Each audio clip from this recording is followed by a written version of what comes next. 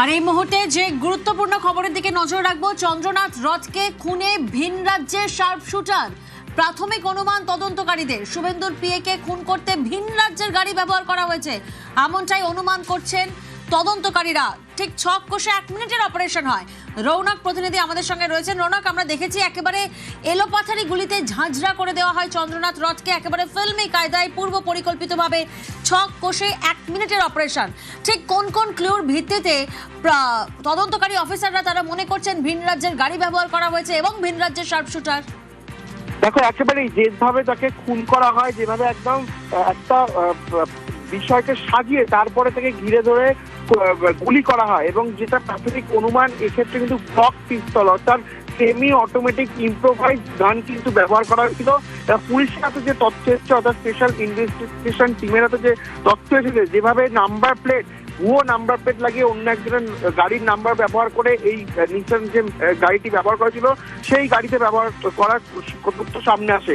পুলিশের প্রাথমিক অনুমান এই যে গাড়িটি, এটি আদতে ভিন রাজ্যের গাড়ি ছিল এবং যারা এই গুলি চালানোর ঘটনার সঙ্গে যুক্ত তাদের মধ্যে কিন্তু ভিন রাজ্যের শার্প শুটারদেরকে ফায়ার করা হয়েছিল এই শুভেন্দু অধিকারী আত্মসহায়কে খুনের ঘটনায়। সেক্ষেত্রে তারা কারা ছিল এই বিষয়টি জানার জন্য কিন্তু স্পেশাল ইনভেস্টিগেশন টিমের তরফ থেকে পার্শ্ববর্তী যে রাজ্য রয়েছে সেখানকার এসটিএফ এর তরফ তাদেরকে জানানো হয়েছে, এসটিএফ ইনফর্ম করা হয়েছে যে এরকম ধরনের অ্যাক্টিভিটি করে তারা অন্য রাজ্যে গা ঢাকা দিয়েছে কিনা বা এই ধরনের কারো গতিবিধির উপর সন্দেহ রয়েছে কিনা। এই কারণে কিন্তু পার্শ্ববর্তী রাজ্যের এসটিএফ কেও স্পেশাল ইনভেস্টিগেশন টিমের তরফ থেকে জানানো হয়েছে এবং জানা যাচ্ছে যে এই ঘটনাতে কিন্তু ভিন রাজ্যের শার্প শুটারদের ব্যবহার করা হয়েছিল, এমনটাই কিন্তু বিশেষ তদন্তকারী দলের প্রাথমিক অনুমান। এবং যে গাড়িটি এখানে সামনে এসে পথ আটকে এবং যে গাড়িটিকে নিয়ে বিভিন্ন জল্পনা তৈরি হয়, পরবর্তীকালে দেখা যায় যে একজন মালিকের এই ধরনের গাড়ি ছিল, সেই নাম্বার প্লেট ব্যবহার করা হয়েছে। তার চ্যাসিস নাম্বারকে শনাক্ত করে পুলিশের অনুমান এই গাড়িটিও কিন্তু ভিন রাজ্যের, অর্থাৎ পূর্ব পরিকল্পিতভাবে প্রায় 3 থেকে 4 দিন আগে থেকে রেকি করা এবং এই প্ল্যানিংটা বহুদিন আগে থেকে একদম ছক কষে তারপরে একটা শার্প শুটারকে ব্যবহার করে কিন্তু এই গুলি চালানোর ঘটনা ঘটে। এর পেছনে কারা যুক্ত, কোন রাজ্যের গাড়ি সেটা কি স্পেসিফিক হয়েছে? দেখো, এখনো পর্যন্ত এই স্পেসিফিক তথ্যটা উঠে আসেনি যে আদতে এই গাড়িটি কোন রাজ্যে, তারই কিন্তু খোঁজ চালানো হচ্ছে।